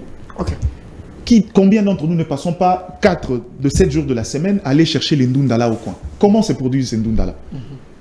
C'est des engrais chimiques qu'on ramasse. Par exemple, les gens qui habitent chez nous à Matadikiba, là, ils viennent, la maman, elle va se débrouiller de temps à autre. Quand elle n'a plus de production chez elle, j'ai même vu la culture de l'entrepreneur chez ces dames-là. Elle préfère aller prendre les légumes chez sa sœur qui produit vers Sayo. Il dit, bon, moi, c'est l'État, je n'ai pas de marchandises. Toi, envoie, moi, je vais vendre. Et puis, dans les intérêts, je saurai comment me débrouiller. C'est à ces niveaux-là, c'est-à-dire c'est le secteur de base où l'État congolais devrait intervenir. Mais l'État congolais, ma foi, se retrouve avec une administration publique qui devrait être le socle de son développement, mais une charge. Ou, s'il faut aller en termes de rapport qualité-travail, ceux qui travaillent ne représentent moins de 20%. L'État congolais paye des gens pour rien. Ok. L'État congolais paye des gens pour rien, je vous assure. Maintenant, le problème, c'est à ces niveaux-là qu'il faut commencer. Non seulement qu'ils payent des gens pour rien, on paye même des décédés. Pendant ces temps... Mais ils ont droit, non Arrête. Pendant ces temps, plus de 70 000 c'est-à-dire compétiteurs dans le secteur de l'emploi sont injectés. J'ai dit régulièrement chaque année. À ce stade, qu'est-ce que le Congo doit faire? L'idée de pouvoir aller vers l'État providentiel n'a jamais marché. Je vous donne un exemple, vous parlez des entreprises qui existent de l'État. Okay. Le projet Copyright. Avec Ilou Kamba. On a identifié les problèmes, mais les problèmes, l'intelligence qu'on a pondue là-bas, c'est l'intelligence apprise à l'école, avec les théories. Il n'y a pas de l'intelligence congolaise dans le travail que le copyright a fait. Ça dit, le contexte, ça dit, on voulait résoudre le problème d'insuffisance de l'État. L'État n'était pas capable de pouvoir mettre régulièrement de l'argent dans les entreprises. Il fallait donner une certaine autonomie aux entreprises. Il fallait résoudre le problème du monopole qui restreignait la capacité dans la réponse à la demande. Il fallait, à une fois, la productivité et augmenter les finances de l'État. Mais dans le 3 cercles, la méthode choisie là ne pouvait pas répondre à la réalité congolaise. Qu'est-ce qu'il fallait faire? Il fallait pondre une intelligence capable. Le Congo aujourd'hui n'a pas besoin d'aller dans ces dynamiques. Le Congo a juste besoin de faire un effort de dégager un capital productif. On a une population à 70% jeune et une valeur qu'il y a dans cette jeunesse très entrepreneuriale. Alors, si juste l'État congolais essaie de résoudre le problème à ces niveaux-là, la productivité, je vous donne 5-10 ans. Vous verrez que le Congo, on sera dans un parti, vous voyez les SAG ici. SAG n'aura même plus le temps d'être ici parce qu'il sera dans des réunions de finances, il sera dans des réunions de partenariat, il sera entre deux avions parce que la demande même au niveau international existe. Sur la question de l'agriculture, le Congo peut répondre à une forte demande qui existe encore au niveau de l'Afrique. Mais comment on va répondre à ces besoins-là quand on ne sait pas répondre à l'assiette qui est... Merci, M. Mike Gardidian. On m'a fait, s'il nous reste 10 minutes, il y a des questions très questionnantes également du public, mais je me permets de poser mes questions. Alors, M. Mathieu Takizala, parce que vous êtes un praticien, vous êtes sur terrain, votre pays a des problèmes, vous voulez que les choses changent. Alors, il n'y a pas que le ministère de l'économie, il n'y a pas que le portefeuille, il n'y a pas que... L'État peut commencer par quoi? Parce que nous voulons aller de l'avant. La Chine, 20 ans, 15 ans avant, il y avait aussi le même problème. Nous avons déjà un capital qui est la population. Alors, le ministre ou le Premier ministre qui est en train de vous suivre, s'il dit « je veux récupérer quelque chose pour booster ces secteurs », il peut commencer par quoi? Bon, Delphin, ça date pas d'aujourd'hui que vous me recevez. Une fois, peut-être vous avez oublié. Comme un praticien, on vous suit. Hein. Peut-être vous avez oublié, je vous ai proposé un plan, depuis que je suis à Kinshasa, qu'on appelle le plan de redressement de la République démocratique du Congo. On veut écouter ce plan. Multisectoriel, c'est-à-dire tous les secteurs, il faut le booster. Mais il faut aller plus dans des secteurs à forte valeur ajoutée de main-d'œuvre. Parce qu'il y a trop de chômeurs en République démocratique du Congo. Ça, c'est la priorité? Oui. Forte valeur ajoutée de main-d'œuvre pour que nous puissions avoir quand même des cotisants dans le système collectif congolais. On a de plus en plus, il y a des gens jusqu'à 50 ans qui n'ont jamais payé d'impôts. Vous dites Jusqu'à 50 Il y a ans. certains jusqu'à sa mort. Donc, n'a jamais cotisé dans l'enveloppe Jusqu'à ce qu'il est collectif de la République démocratique. Il ne faut pas dire ça. Il y a quand même Oui, c'est pas sa il y a faute. trop de taxes. Non. Les gens qui ont des boutiques La TVA, ici, on les harcèle chaque jour avec des documents, ainsi de suite. la TVA n'est pas même pas généralisée. Il n'est pas dans tout. Hein. C'est pas tout le commerçant qui collecte paye TVA. la TVA? Donc, vous savez que c'est ça. C'est pas la faute de la population, c'est l'application des politiques saines en République démocratique du Congo. Prenons par exemple l'automobile. 99% des véhicules qui rentrent en République démocratique du Congo échappent dans le circuit réel. Échappent. Mais Et oui. l'État est conscient? Mais oui, la plupart des véhicules que les Congolais achètent, ce sont les commerçants structurés qui vendent. Non. Et à part la douane qu'on récupère, c'est tout. Ok. L'énergie est chère, nous les commerçants. Mais Moi, il manque à dans mes bureaux de Kinshasa, Il manque à gagner. énorme. Vous voyez l'impôt sur l'automobile. Je disais à un moment, ma consoeur Thérèse Kirongo Zirobo-Roulage, on discutait sur un projet, sur le collecte des vignettes et tout ça, ainsi de suite. J'ai dit, vous tapez à côté. Il faut que ça soit prélevé à la source. Si vous voulez récupérer l'imposition sur l'automobile et remonter les garagistes en République démocratique du Congo, vous allez voir que vous allez récupérer l'imposition. Il faut que ça soit à la source. Lorsque ça vient pour nous réparer, directement, on prélève. La personne ne va même pas sentir. Tranquillement. Lorsqu'il achète l'assurance, 3 quarts de véhicules qui circulent ici, il n'y a pas d'assurance. Il n'existe même pas de contrôle technique. Les amis s'amusent à vendre des vignettes de contrôle technique ici. Or, nous, les entreprises qui sont sur le terrain, nous n'avons rien. Vous comprenez? Donc, c'est ça le vrai problème. Ça veut dire que dans des secteurs à forte valeur ajoutée, le logement, mais c'est des secteurs où la pierre, on dit, qui pouvait être le locomotive. Parce que nous sommes un pays de 120 millions d'habitants. Tout le monde doit dormir, non? Même il est pauvre. Il y a plusieurs ministères. Même il est pauvre, cher Delphin. D'aménagement du territoire. Même il est pauvre. Même il est pauvre. Comment un État, les municipalités par exemple, les provinces, les régions, n'ont pas de politique d'avoir le logement et professionnel et particulier.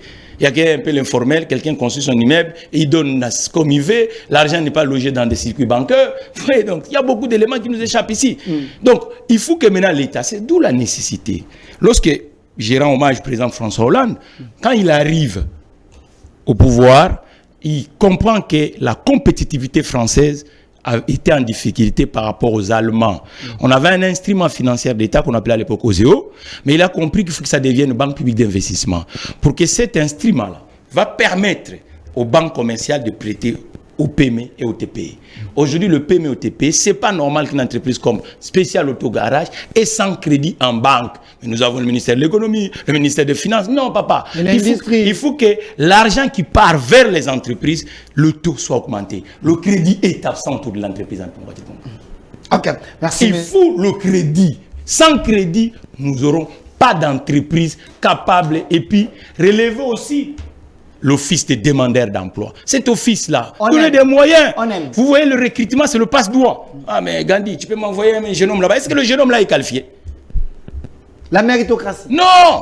L'office des demandeurs d'emploi avec une branche pour les employeurs, une branche pour les salariés. Donc nous, les employeurs, on identifie parce que le marché du travail, c'est aussi l'entreprise, le PCR de l'entreprise. Si le PCR de l'entreprise recule dans un territoire, non. Et puis l'État lui-même, l'État, là, on voit le véhicule de l'État dehors. Non, le véhicule de l'État doit être réparé par des entreprises. Parce que l'État doit donner l'exemplarité. Comment le véhicule de l'État on répare dans la rue? Vous comprenez? À la maison, donc c'est ça le vrai problème. Et j'ai dit même à ce qu'on appelle Cour des comptes d'examiner le frais de fonctionnement des charrois en République démocratique du Congo. Beaucoup d'argent nous échappe ici. Ok. Parce que le gars a l'usine 50 camions et il veut acheter de pneumatiques uniquement dans la communauté. Lui, s'il est d'originaire d'un pays, non, ça doit changer dans ce pays. Il faut qu'entre les entreprises et que l'échange commercial soit sain. Merci, cette concurrence déloyale dans le territoire congolais, ça fera de plus en plus de difficultés pour que ces territoires puissent. Merci, monsieur le DG Takizala, monsieur Gondi Kassendes, également votre mot de la fin. On retient quoi par rapport à ces deux sujets et quelles sont les pistes et les solutions? Par rapport à l'insécurité à l'est du pays, on n'a pas d'autre solution. La diplomatie continue, était là pendant la guerre, sera là après la guerre. Mais cette Qu'il y a fois-ci, diplomatie agissante, elle est souterraine. agissante. une Elle est diplomatie, agissante. On peut travailler aussi avec la diplomatie souterraine de manière permanente. Mais il faut rentrer en guerre, en conflit armé réellement contre le Rwanda. Le M23 n'existait pas contre le Rwanda. Cette fois-ci, avec droit de poursuite. Il faut qu'on aille jusqu'au bout à poursuivre ces gens-là qu'on dit M23. Ils vont rentrer chez eux. Quand ils vont rentrer chez eux, on a le droit de poursuite jusqu'à les cueillir. Quand vous avez des militaires Nyamulenge qui fait la défection de l'autre côté, aujourd'hui, on a quelques militaires formés à l'extérieur, un peu ici, qui sauront prendre les choses en main. Pour le deuxième point au niveau de l'économie, je reviens là-dessus. Il n'y a pas mieux que l'agriculture. Mais avant même l'agriculture, il faut des moyens. Pour avoir des moyens, réduisons les trains de vie de l'État comme on l'a vu. Et on l'a dit plus d'une fois. On a un gouvernement pléthorique qui sert à pas grand-chose. Il faut réduire à moins de 20 ministères. De par la contraction. Vous allez créer des tensions parce qu'il y a... De par la contraction, il faut qu'il y ait de la cohérence. Il y a les quotas de chaque parti politique. Non, il faut sortir... qui ont contribué. Il faut sortir de ce que moi j'appelle la partitologie. Quand on prend l'éducation nationale, il n'y a qu'une seule éducation nationale. On doit prendre tous les 3 ministères d'éducation nationale, les mettre en un seul ministère, rajouter la jeunesse et le sport. La jeunesse et le sport, ça s'équilibre avec l'éducation intellectuelle. Donc le ministère de l'économie et des finances doivent être ensemble, éventuellement avec le budget, pour qu'il y ait une certaine cohérence. Même avec l'industrie. L'industrie. Il y a beaucoup de choses à faire. Quand on a réduit le nombre pléthorique des ministères, on a des économies. Ces économies-là, on met dans l'agriculture. Vous verrez que l'agriculture, ce ne sera pas simplement les champs, l'élevage ou toutes les structures liées à l'agriculture, mais il y aura aussi ce qu'on appelle le service. Où ça va créer des emplois. Et puis, il y a un secteur, là, on doit financer les chercheurs. Il y a un secteur qui sera porteur à moyen et long terme, c'est le secteur de l'eau. Il y aura des problèmes. Il y a déjà des problèmes chez nous. Il y a des problèmes ailleurs qui sera encore plus crucial. Nous devons nous positionner déjà au niveau des recherches. Nous devons nous positionner par rapport à l'eau. Ce sera l'or blanc de demain. Merci. N'attendons pas que les entreprises extérieures viennent et puis qu'on pense à pleurnicher et nous prennent tout, etc., etc. Merci. Là, je vois le ministre José Panda. Je ne sais pas s'il est toujours ministre de recherche scientifique, lui qui avait dit nous tous nous sommes des voleurs. Est-ce qu'il y a maintenant de l'argent pour la recherche? On risque à donner encore l'argent aux voleurs. Alors, monsieur Papilou Kaka, on retient quoi de l'émission d'aujourd'hui et les institutions qui sont en train de vous suivre, ils peuvent noter quoi? Oui, je vous remercie. Je remercie mes co-débatteurs et ceux qui nous suivent. Il y a lieu de repenser l'État congolais. De requalifier la marche de l'État. J'insiste, tout en respectant les normes. Et de respecter la décentralisation. Maintenant, il faut équiper l'État congolais. Nous ne disons pas, mais il y a des territoires qui n'ont pas de bureaux de travail. Les administrateurs des territoires ne sont pas logés. Il y a des collectivités sans bureau, sans logement. L'Union européenne a tenté de faire quelques échantillons. Mais la République ne relève pas ce défi. Takizala parlait de logement. Tu veux un militaire fort, avec quel logement?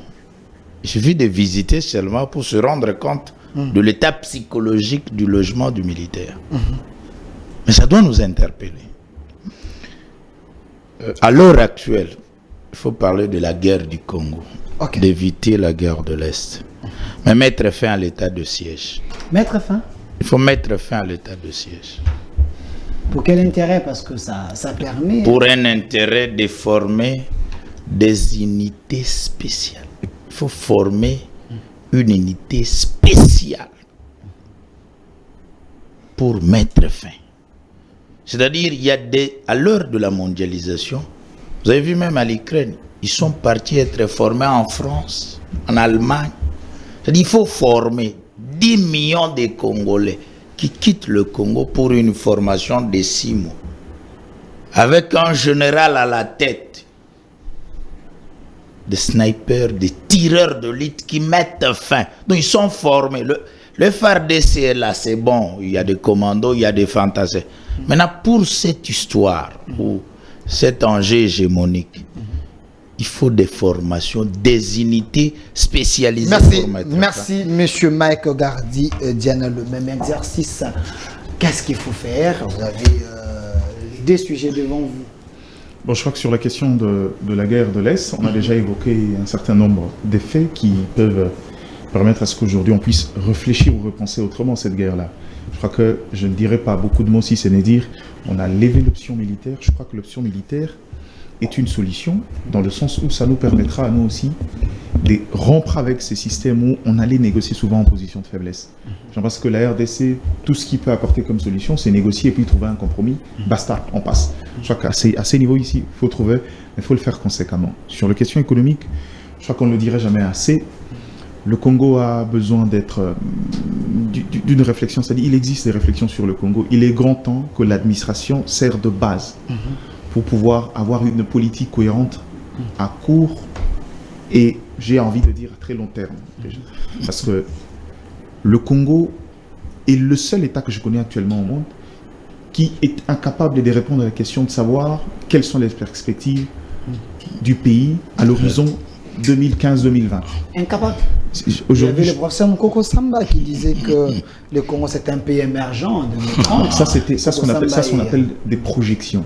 Au regard de l'activité économique, on estime que non, le Congo. Mais il ne suffit pas de le déclarer, il ne suffit pas d'avoir les projections. Il faut avoir une politique cohérente. Merci. Et voir l'avenir différemment. Et j'espère que par les bénéfices du doute, je leur donne, surtout à ces gouvernements ici, de faire un effort. Merci à M.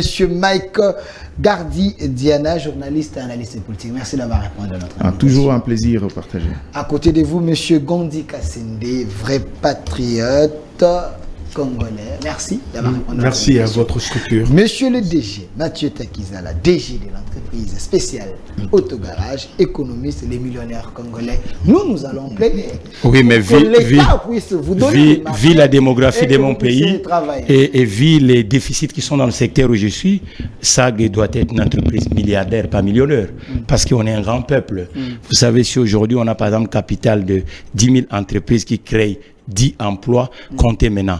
Ça ne fera même pas un mandat. Donc, en un clin d'œil, nous avons, il suffit de donner le travail autour des entreprises et vous verrez là, je m'adresse directement au Premier ministre, même au DG, les PCA des entreprises. Vous êtes là, vous travaillez. Mais les DG là, l'entreprise congolaise, donnez les marchés, vous allez aussi sentir l'expertise de l'homme. Nous, les journalistes, on va aussi dire que vous avez fait quand même quelque chose pour accompagner les chefs de l'État. L'économie, on le voit dans un pays avec les récits, les sagas d'un peuple en matière économique. Les chefs de l'État avaient dit, nous disons au président Tshisekedi, il faut que lui, il doit avoir le saga. Comme à l'époque du maréchal, on a vu le saga de la réussite économique congolaise. Et aujourd'hui, nous sommes là. Il suffit que le travail soit domicilié à l'intérieur des entreprises, des capitaux congolaises. Vous verrez qu'on va jouer au ballon. Merci. Je pense que cette fois-ci, ils ne vont pas laisser la porte ouverte pour que les étrangers nous marquent des billes. Alors, Monsieur Papilo Kaka, également, merci d'avoir répondu à notre invitation au cadre du PPR des partis chers à Joseph Kabila Kabange. On vous aime beaucoup ici, sur la gente de la Maman Nationale. Et merci également à vous. J'étais accompagné de la grande équipe, à Monsieur Philémon, Monsieur Lazika, Monsieur Sacré, et à la caméra Ruth et Mosengo. Moi, je conclue en disant, nous tous, nous devons être derrière les chefs de l'État pour le premier sujet de l'insécurité. Le pouvoir, le chef de l'État est en train de manifester les efforts pour qu'il y ait la paix, mais la plus grande armée, c'est la population. Soutenons les institutions. Pour le deuxième sujet, là j'ai dit au ministre de l'économie et les autres, il ne faut pas dormir dans vos bureaux, il y a des problèmes dans la société, sortez de vos bureaux, allez voir les vrais problèmes, et vous allez trouver des solutions. Restez fidèles à notre émission et à nos programmes rediffusion à 22h ici sur CES Télévision, chaque jour à 11h du lundi au vendredi.